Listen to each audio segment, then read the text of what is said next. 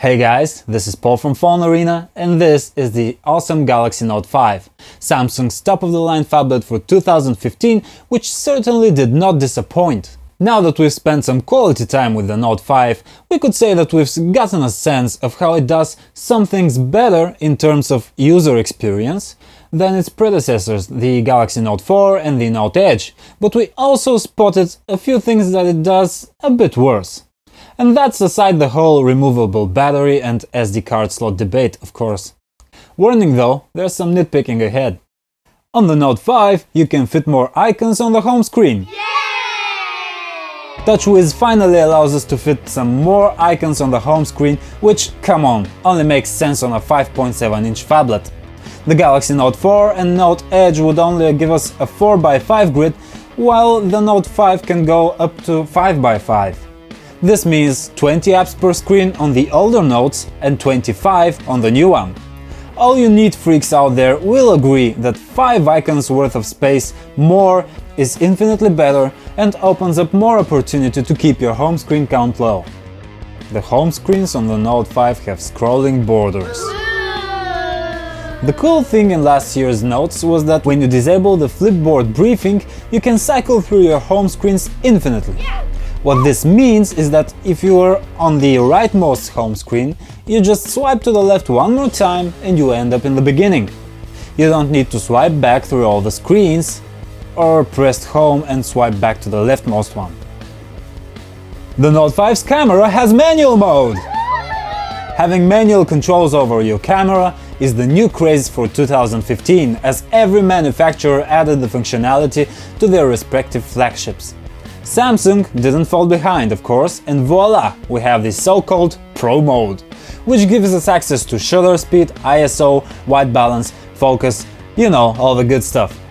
Now, we have a small gripe with this here, as we see no reason for the camera app on the Note 4 and Note Edge to not be updated to this newest version.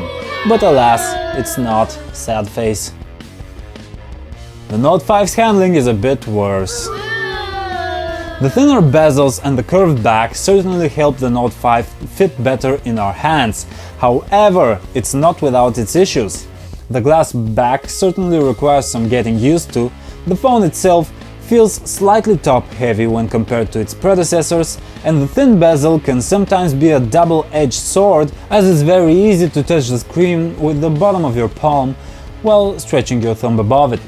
The Samsung keyboard is so much better now! The new keyboard has bigger keys, snappier response, and a much more pleasing sound effect when tapping away at it.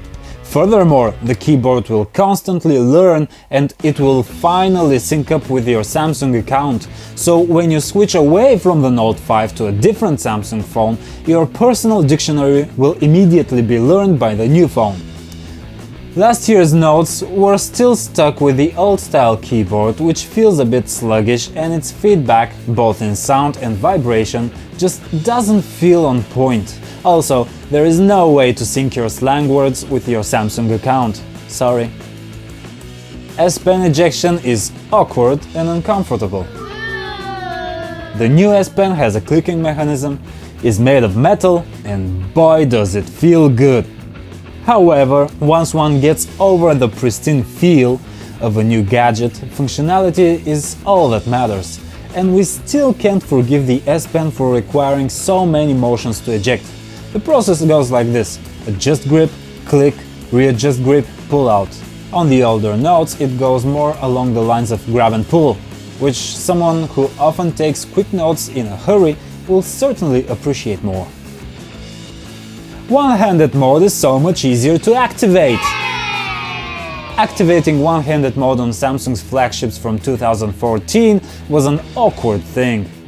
One had to swipe in from outside the screen's borders, reach the center, then quickly swipe back. This sounds like a gesture that could cause a lot of phone drops. Quite ironic, considering one-handed mode is supposed to prevent those. Well, on the Note 5, you just tap the home button 3 times and you get this smaller display. Still, not the absolute best way to do it, but at least it ensures we have a firm grip on the phone. You can't control one-handed mode's screen size? That seems like an odd thing to take away from TouchWiz, but once in one-handed mode, you are stuck with the screen which Samsung thought would be best. On the older Notes, you had the choice of controlling the screen size, and the phone would remember the setting for the next time you enter the mode. The Fingerprint scanner! Can't miss that one! The touch-type fingerprint scanner on Samsung's 2015 smartphones is actually usable. Very usable, in fact. The swipe-to-scan sensor from 2014's phones can easily cause you to suffer a rage fit and throw your expensive phone down a staircase, so please, use with care. Those were some of our nitpickiest praises and complaints about the user experience on the Note 5 when compared to its predecessors. Have you got some pet peeves of your own? Let us know in the comments down below, and do visit PhoneArena.com for more stories about the top smartphones.